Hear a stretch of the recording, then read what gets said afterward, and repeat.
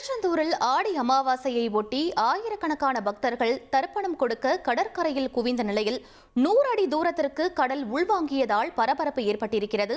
இது பற்றிய மேலும் விவரங்களை எமது செய்தியாளர் பவானி வழங்க கேட்கலாம். வணக்கம் பவானி, தற்போது அப்பகுதியில் நிலவக்கூடிய சூழல் என பதிவு பண்ணுங்க.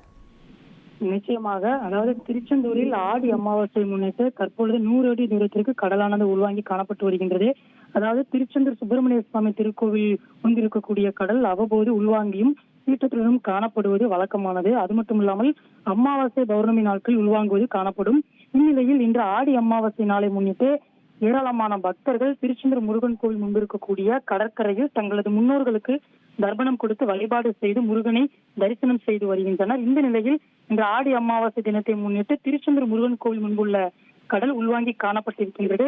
அதாவது செல்வ தீர்த்தம் பகுதியில் இருந்து ஐயா கோவில் வரை சுமார் 500 மீட்டர் தொலைவிற்கு இந்த 100 அடி கடலானது உள்வாங்கி காணப்பட்டிருக்கக்கூடிய அந்த காட்சிகளை நம்மால் பார்க்க முடிகிறது. அதாவது கடல் உள்வாங்கி காணப்படுவதால் பச்சை நிற பாசி படிந்த பாறைகள் அதிக அளவு வெளியே தெரிகிறது.